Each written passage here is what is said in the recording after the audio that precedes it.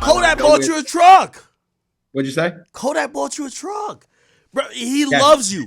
Yeah. A couple of years, yeah. Well, he's a great, like I said, it always comes back to I can count maybe one or two clients in my whole What's entire the conversations with you and Kodak? Because like he talks about you in such a loving way of just great. Like you've looked out for him. Like, what are these conversations? Give us from your perspective. I mean, non-legal conversations. Yes. Him and I talk about everything. We talk about, we always, I mentor him as much as I can in terms of situations. And I mean, we talk about cars a lot too. He's a car. He just finished like a 71 convertible. So I'm a car guy. Really? So we talk about cars a lot. And we talk about business a lot. What I think that would make money for him, just all kinds of things. Like, any relationship that you can think of where you are concerned for that individual and want to see that individual succeed. And listen, I want to see all my clients succeed. Kodak, like I said, we have a different relationship because we're closer than that. Those are the conversations we have. But he comes over for Passover. He comes over for Jewish holidays. My family. Could I ask a people know me in hip hop as a pocket watcher. Yeah. Some of these cases I've seen you like win, and I'm like, oh, that's like $1 million. Like, how do you even like when you have these relationships with these guys? Like, how do you even charge them though? Like, so Kodak's a different animal. Like, I really don't send Kodak bills. Kodak and I have a different relationship. We just have a different relationship. I consider Kodak like, he's part of my family, really. I mean, he his son comes over, plays with my son. Really? Yeah. And he's just a great guy. You know who also is great? One of Kodak's friends, Lamar Jackson. Great guy. Really? Great guy. Another one that you would never know. He always backed. He was another one who, by the way, I should have mentioned him. He was another one that supported Kodak during the pardon process. And he was a big one because, the President Trump is a huge football fan. So if you're a quarterback, he loves Tom Brady, but he loves Lamar Jackson. And that's another one that's just he's a great ride or die. And Kodak introduced me to Lamar, and Lamar and I were in South Carolina on an unrelated issue. And he had to get shoes. This is a good story because it's not a press story, right? And he had to get shoes. And so he's like, hey man, I forgot my dress shoes. So I'm like, all right, let's find a place to get you dress shoes. We're in the middle of the sticks, in South Carolina.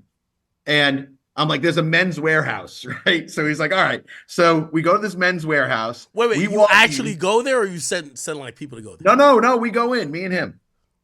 So we go into Men's Warehouse, and because let me tell you something, Lamar is like the most down-to-earth, dope, great. I mean, he's great. He's just a great kid. And we go into this Men's Warehouse, and there's 4 guys in there already, four younger kids. And they're looking at him. They're like, are you Lamar Jackson? And he's like, yeah. One kid just freaks out. He's like, holy shit. He's like, you're my favorite player. This kid was in the back. He comes out. He recognizes Lamar in a second. And he's like, oh, we're getting tuxes for my grandma's funeral. And Lamar is like, oh man, I'm sorry. He's like, no. He's like, it's okay. And they take pictures with him. The kid was kind of in tears about his grandma. And Lamar is kind of taking selfies with them, signing stuff. And then we go up to the counter. They're still doing their shopping. We go up to the counter. Lamar pays for all their tuxedos, buys his shoes, pays for all their tuxedos, and we just leave. No big deal. And it's just cool shit like that, man. That it's not going to be reported on. No one's calling the press about it. It's just wow. that is his nature. And like I've seen Kodak do that. I've seen Kodak walk into like a sneaker place. Like, we'll be in Chicago. I remember we were in Chicago when he first got pardoned. I had to go pick him up in Chicago. And You had to go I pick picked him him, up? yeah, I had to go pick him up in Chicago. Well, I didn't have to. I wanted to, Yeah, of and course, of course, of course. so I fly up to Chicago. I pick him up from like the boondocks. It's like an hour and a half outside Chicago. And he's got no clothes to wear. So we got to get like normal clothes and stuff. So we get all these clothes and you got to get sneakers. And like we walk into some sneaker place. It was during COVID. So he had a mask on, he had his hoodie up. Nobody even recognized him. And there was like 3 or 4 kids that were looking at sneakers and their parents were like saying like, these are too expensive. These are too expensive. And Kodak's like, hey, he's like, listen, he's like, make sure those 3 kids get whatever sneakers they want. And I'm like, all right. So I walk over to the parents. I'm like, hey, listen, I represent somebody. He's already left the store. Kodak already leaves the store. Yeah. I'm like, hey, I represent somebody and they want to make sure that your kids get whatever sneakers they want. They were like shocked, and they're like, they thought it was like there was like it was like a troll. like it was bullshit. No, I'm like, no. So they all picked out like Jordans or whatever. And that was it. And it's like, those type of situations, those type of things, like you don't see it.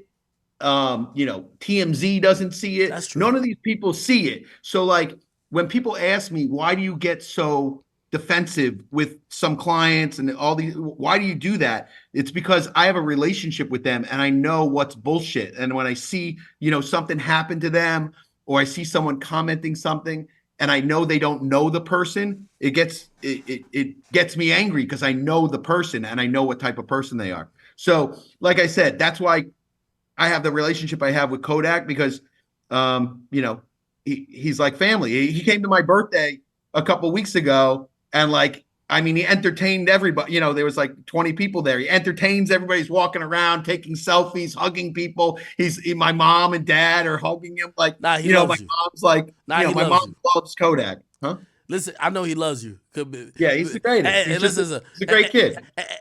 I think for a second, me and you had like a little run-in before. Yeah, because I felt like you were coming after. Listen, no, I always, when you wanted me on the show, I was like, fuck. I'm like, all right, I'll do it. But like, I was thinking in my head, like, we had this little beef.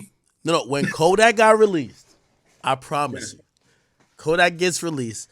He did a podcast on my podcast Off the Record, and he said, I'm glad you started being nicer to Bradford because I'm gonna be honest with you, I would have probably had to do something to you because I love that guy, and I was like, damn, he really do love you, man. Bro, he's the best. Like, listen, I've just been lucky. I'm a very, and I say this all the time, I'm a very lucky guy that I got to get the clients that I have, the relationships that I have, even with like I said, relationships that I have with state attorneys, relationships that I have with judges that